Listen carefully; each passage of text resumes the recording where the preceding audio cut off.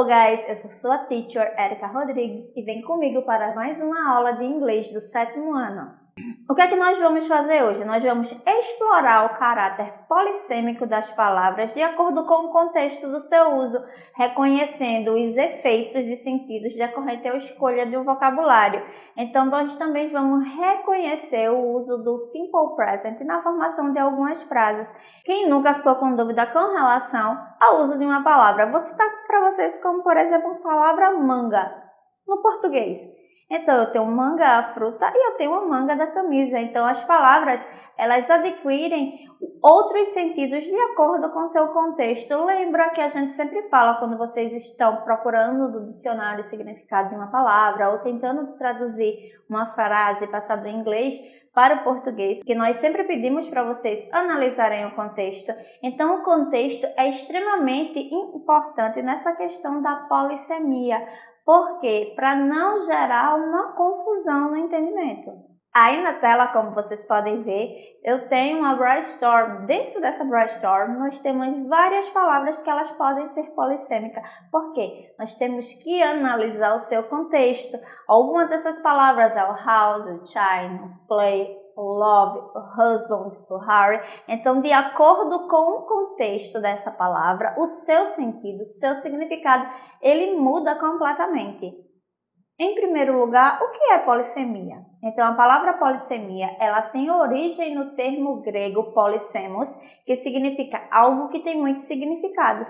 Então, uma palavra polissêmica é uma palavra que tem vários significados. Então, ela consiste no contexto. O seu significado vai estar atrelado ao contexto. Então, o significado que a palavra polissêmica ela assume depende de vários fatores.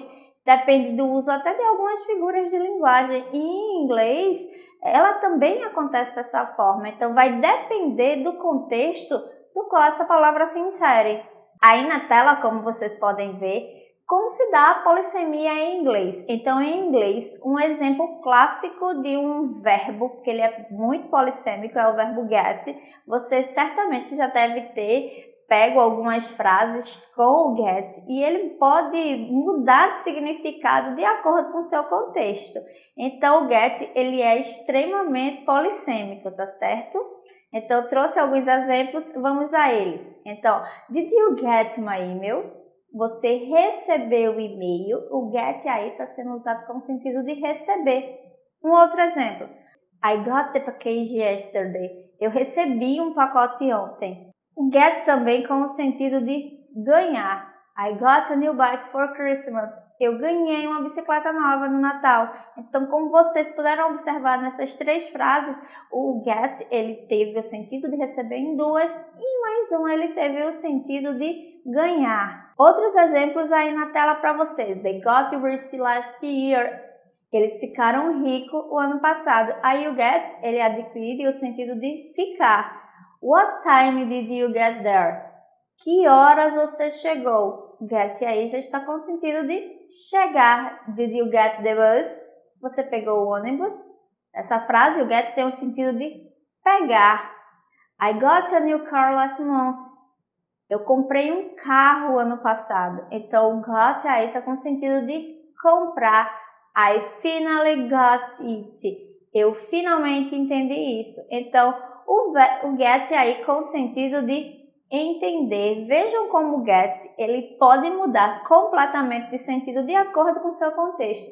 Então, ele é extremamente polissêmico e ainda tem o get com phrasal verbs e outros exemplos. Aí na tela para vocês, mais exemplos com o uso do get. Então, o get along, que é com o sentido de dar-se bem. Então, did you and your cousin get along? Você e seu primo se deram bem?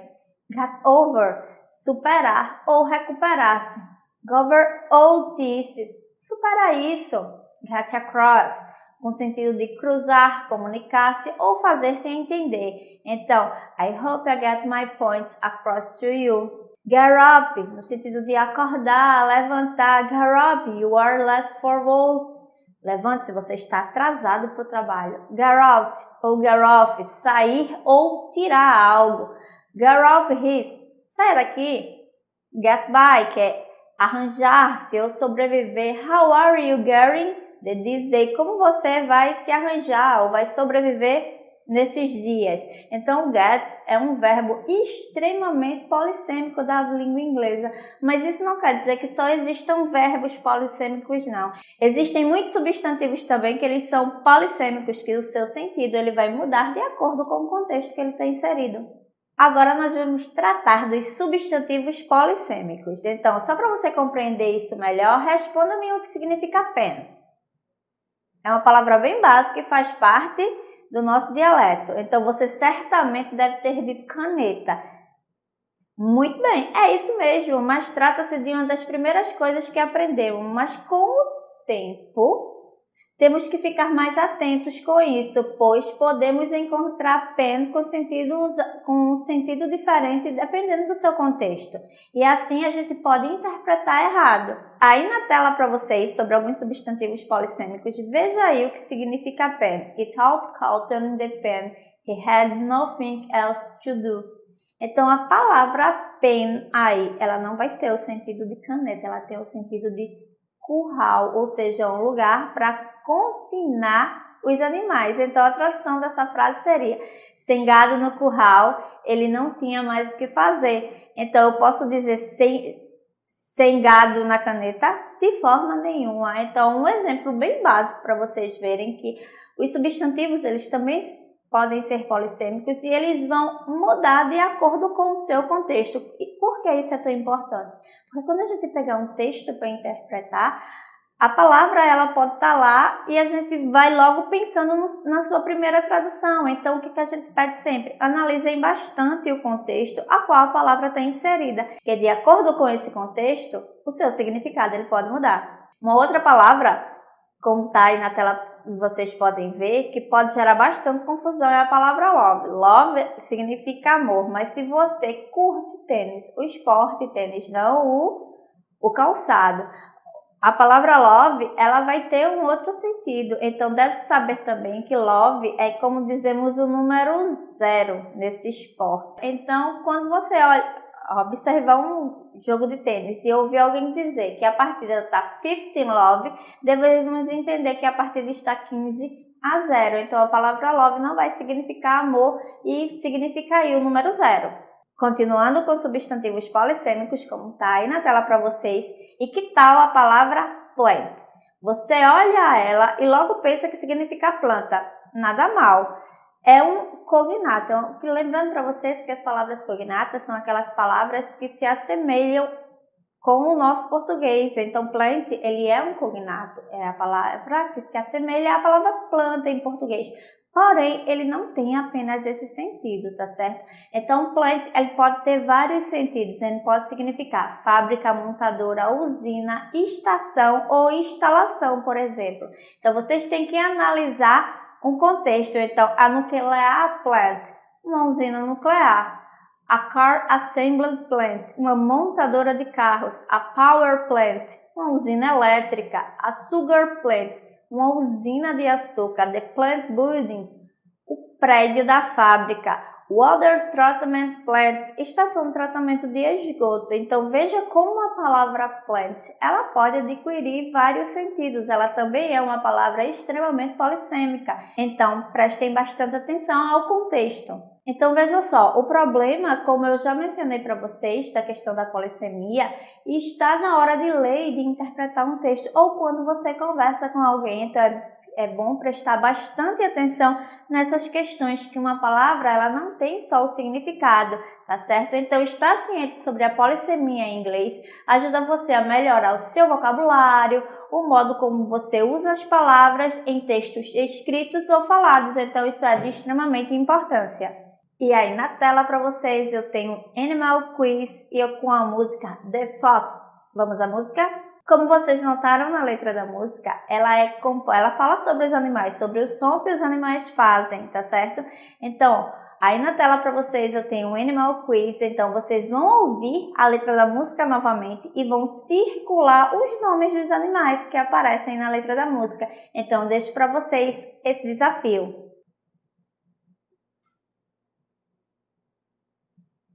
Como vocês puderam notar, eu estou trazendo para vocês um pouco da resposta do Animal Quiz. Então, eu já circulei alguns animais que estão descritos aí na letra da música. Tem o dog, cat, bird, mouse, cow, frog, elephant, dog, fish e seal. Mas estão faltando alguns animais aí. No total são 12 animais. Prestem atenção nessa dica e tentem achar os animais que estão faltando. Então, o total, como eu já falei para vocês, são 12 animais. Então, que animais são esses? Lembrando que cada animal, como é dito na letra da música, emite o som. Então, ele está falando sobre a questão do som que os animais emitem. Mas o Animal Quiz para vocês, então vocês vão ligar o animal ao som que ele reproduz. Então, o dog, the dog, qual som? The cat, the bird, the mouse. Então, é bom vocês ouvirem mais uma vez a letra da música para saber qual é o som que cada animal emite. E aí, vocês conseguiram? Eu trouxe para vocês aí na tela só alguns animais relacionados aos seus sons. Então, deixo para vocês mais esse desafio para vocês continuarem a achar quais os sons dos animais que estão aí faltando, quais os sons que ele emite. Como vocês puderam observar na letra da música, existem algumas ações que são feitas costumeiramente, que são feitas como rotina no dia a dia. A essas ações nós usamos um tempo verbal específico, que é o Simple Present. Então, o que é o Simple Present? Ele é um texto que fala de hábitos, de rotina, tá certo? Então, na tela, como vocês podem notar, eu tenho um relógio e várias atividades ao lado dele. Então, quais atividades você vê na imagem abaixo? Quais delas fazem parte da sua rotina, fazem parte do seu dia a dia? É um hábito seu. Quais não fazem parte? Em que momentos do dia você costuma fazer essas atividades? Como vocês podem notar aí na tela de vocês, eu tenho algumas regras e o uso do Simple Present também. Então, quais situações que ele é usado? Ele é usado para falar de hábitos. I always drink coffee at work. Eu sempre tomo café no trabalho. General facts ou truths. Então, são as verdades universais, são os fatos gerais. Então, the earth is not flat. Então, a Terra não é plana. True in the present. Verdades no presente. He works on Wall Street. Ele trabalha na rua Wall. E Future, ele também fala do futuro. My train arrives tomorrow. Meu trem chega amanhã. Então, o Simple Present, ele fala de todas essas ações, de uma ação habitual, de uma verdade universal, de uma verdade no presente e de um plano também para o futuro. Com o Simple Present, nós temos o uso de alguns advérbios. Aí na tela para vocês nós temos esses advérbios. Então relembre aqui os advérbios de frequências para poder descrever melhor sua rotina. What time do you have a breakfast every day? Que horas você toma café da manhã todo dia? Do you go to work by car ou by bicycle? No caso de vocês, é school, vocês vão para a escola. De carro ou de bicicleta. Então, vamos a alguns advérbios. Então, eu tenho o always, never, often, sometimes, usually e rarely. Então, always é uma coisa que eu faço sempre. Often, frequentemente e usually também. Então, often e usually são sinônimos, é algo que eu faço normalmente ou com frequência. Sometimes é algo que eu faço às vezes. Rarely, raramente. Enquanto never é uma coisa que eu nunca faço. É uma ação que nunca é desempenhada por mim. Então vamos às principais regras de formação do Simple Present. Então qual é a sua estrutura? Então em inglês, o foco da regra gramatical de composição desse tempo verbal primeiro temos que destacar na frase um sujeito. A frase ela é composta por sujeito, verbo mais o complemento dessa frase. E as formas, relembrando, são 3: afirmativa, negativa e interrogativa. Vamos à forma afirmativa. Então, na forma afirmativa, eu dou para vocês o seguinte exemplo, como vocês podem notar aí na tela: I dance with you. Eu danço com você. Então, para a gente conjugar um verbo no Simple Present em inglês é muito fácil, porque nesse verbo só vai haver mudança na terceira pessoa do singular, que é he, she e it. E já já nós vamos chegar a essa regra de formação. E o presente simples, como vocês podem notar aí no gráfico que está aí para vocês, do verbo to be no simple present, são 3 formas. Ele é um dos verbos mais irregulares no simple present. Ele é o verbo to be. Ele sofre 3 alterações: am, is e are. Lembra daquela conjugação do verbo to be com os pronomes? Então, eu tenho am e is no singular, enquanto are eu uso no plural. Então, o verbo to be, ele é um dos verbos mais irregulares nesse tempo. Então, a gente tem que observar esses artifícios também, para observar os aspectos de tempo, pessoa e lugar. Na tela para vocês agora a formação da terceira pessoa do singular. Só para relembrar, a terceira pessoa do singular, he, she, it. Lembrando que it é pronome neutro, eu não uso com pessoa, só com animal ou objeto. E lembrando também que o nome das pessoas, elas podem substituir os pronomes em uma frase, em uma sentença. Então, a língua ela tem esses artifícios para marcar alguns aspectos de tempo, pessoa e lugar. Percebemos em frases afirmativas o acréscimo do S ao verbo principal, indicando-se que trata da terceira pessoa do singular, que é justamente he, she, it. Eu trouxe aqui alguns exemplos para vocês. Alice goes to the gym. Alice vai para a academia. It's a beautiful day. É um dia bonito. Então, nos 2 exemplos apresentam 2 aspectos muito importantes. Que aspectos são esses?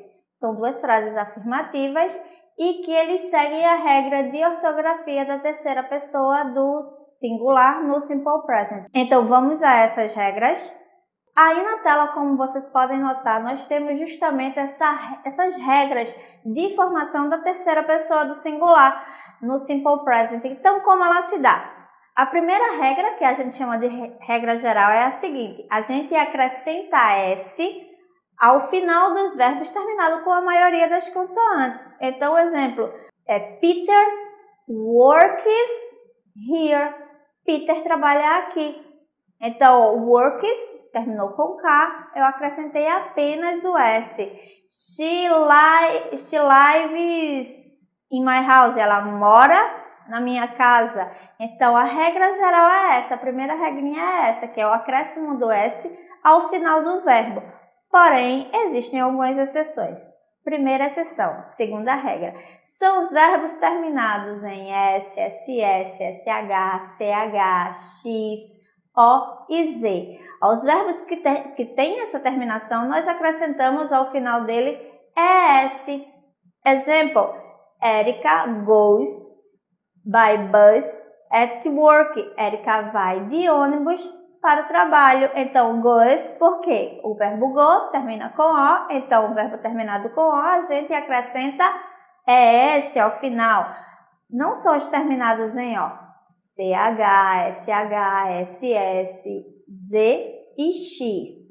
Terceira regrinha, verbos terminados em Y precedido de consoante. O que acontece? A gente elimina esse Y e acrescenta o IES. Um exemplo do verbo terminado com Y precedido de consoante, eu tenho cry, eu tenho study. Então, no verbo to cry, que é o verbo chorar, terminou com Y, antes do Y tem o R. O R é uma consoante. O que acontece? Eu elimino esse Y e acrescento o IES. Então, fica cries. Então, the baby cries. O bebê chora. Peter studies.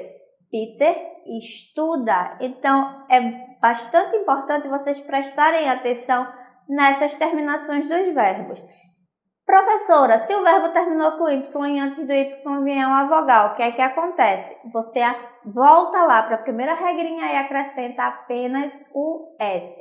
Se o verbo terminar com Y e vier precedido de uma vogal, eu acrescento apenas o S. Se ele vier precedido de uma consoante, é que eu elimino essa consoante e acrescento o IES.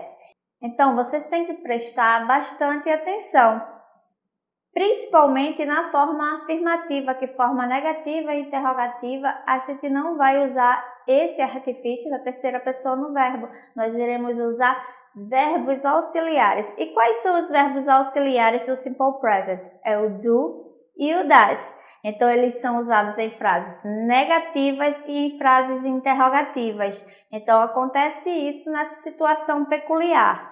Aí na tela para vocês, nós temos o uso da forma negativa. Nesse caso, nós começaremos a trabalhar com os verbos auxiliares em inglês. Nesse caso, é o do ou das. Lembrando que o do e o das, quando eles são verbos auxiliares, eles não têm sentido semântico, ou seja, eles não têm significado. Quando ele está apenas solto numa frase, quando ele é usado numa frase normal, o do ele significa fazer. Observe esses dois exemplos que eu trouxe aí para vocês. No primeiro exemplo, I don't or do not speak Italian. Eu não falo italiano, então o verbo do aí indica que a frase está na forma negativa. Então, o verbo principal dessa frase é o speak e não o do. O do aí é verbo auxiliar e quando ele tem a função de auxiliar, ele não tem tradução. Vejam a diferença no segundo exemplo. I do my Italian homework. Eu faço minha tarefa ou minha atividade de italiano. Então, o do aí ocupa a posição de verbo principal, ou seja, ele possui o sentido de fazer. Então, como apontamos sobre os aspectos ortográficos da terceira pessoa do singular, o auxiliar do também pode seguir essa mesma regra. Então, do terminou com o. Então, eu vou acrescentar o quê? ES ao final. Por isso que os dois verbos auxiliares do Simple Present é do e does. Então, she doesn't ou she does not have lunch at home. Ela não almoça em casa. Então, observe aí que o verbo principal é have, não o do. O do aí ele está funcionando como verbo auxiliar. Vamos agora à forma interrogativa. Em português, quando a gente quer fazer uma pergunta, a gente acrescenta a entonação e o sinal de interrogação. Aí na tela para vocês, eu estou agora com a forma interrogativa. Então, para fazer uma pergunta no Simple Present, devemos utilizar o verbo auxiliar do e das, tanto na pergunta quanto na resposta curta. O verbo auxiliar também não possui, nesse caso, um sentido semântico. Ele apenas ocupa uma posição na frase para indicar que estamos fazendo uma pergunta em inglês e no Simple Present. Então, o que é que acontece? Em inglês, quando eu vou usar a frase interrogativa, quando eu vou formar frases nessa forma interrogativa, o verbo auxiliar, ele troca de lugar com o sujeito, ele fica no início da frase. Vamos aos exemplos. Preste atenção no exemplo aí.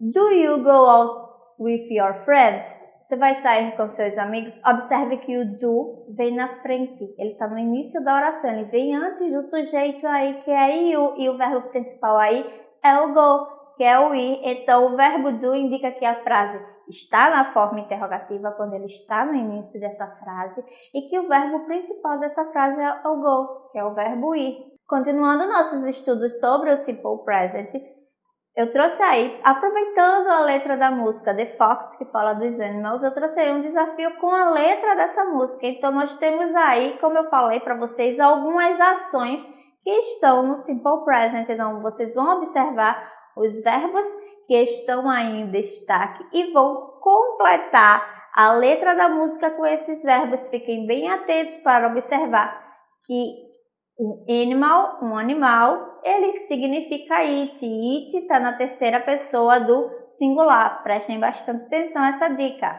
Então, voltando com o desafio do nosso challenge, espero que vocês tenham conseguido acertar e encaixar. Lembrando que o verbo na terceira pessoa do singular, da forma afirmativa, de acordo com sua terminação, ele vai receber a desinência S, ES ou IES. Só recordando, ele recebe o S na maioria dos verbos terminados com consoante, IES, verbos terminados com Y precedido de consoante, e ES quando o verbo termina em S, SS, SH, CH, X, Z e O. Espero que vocês tenham prestado bastante atenção nessas dicas. Eu estou deixando aí na tela para vocês uns links de pesquisa que foi preparada essa aula de hoje de vocês. Espero que vocês fiquem muito bem. Fiquem conectados ao nosso canal, que é o EducaPE, para não perder nenhuma aula. Acompanhem sempre a gente e see you!